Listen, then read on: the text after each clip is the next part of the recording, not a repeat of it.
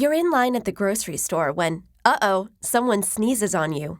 The cold virus is sucked inside your lungs and lands on a cell on your airway lining. Every living thing on Earth is made of cells, from the smallest one-celled bacteria to the giant blue whale, to you.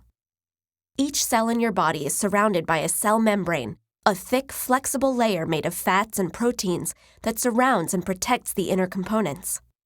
It's semi-permeable, meaning that it lets some things pass in and out but blocks others. The cell membrane is covered with tiny projections. They all have functions, like helping cells adhere to their neighbors or binding to nutrients the cell will need. Animal and plant cells have cell membranes, only plant cells have a cell wall, which is made of rigid cellulose that gives the plant structure. The virus cell that was sneezed into your lungs is sneaky. Pretending to be a friend, it attaches to a projection on the cell membrane, and the cell brings it through the cell membrane and inside. When the virus gets through, the cell recognizes its mistake. An enemy is inside. Special enzymes arrive at the scene and chop the virus to pieces.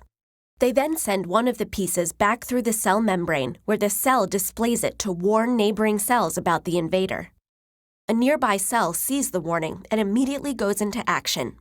It needs to make antibodies, proteins that will attack and kill the invading virus. This process starts in the nucleus.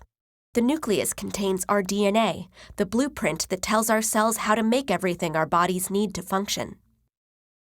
A certain section of our DNA contains instructions that tell our cells how to make antibodies.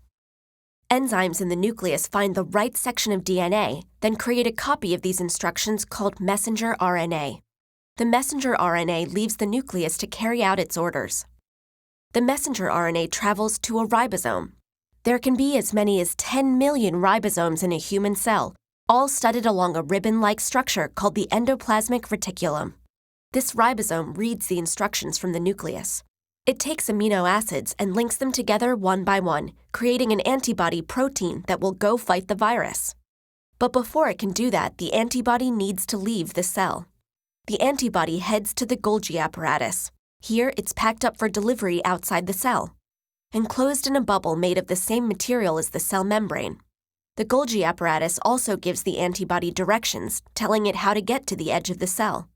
When it gets there, the bubble surrounding the antibody fuses to the cell membrane. The cell ejects the antibody, and it heads out to track down the virus.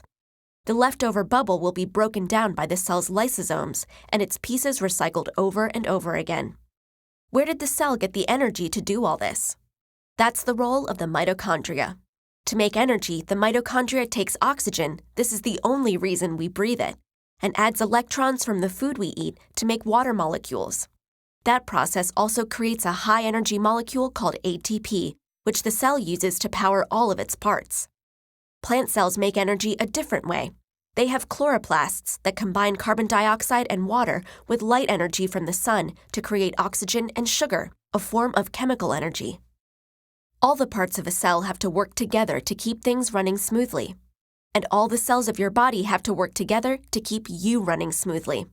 That's a whole lot of cells. Scientists think there are about 37 trillion of them.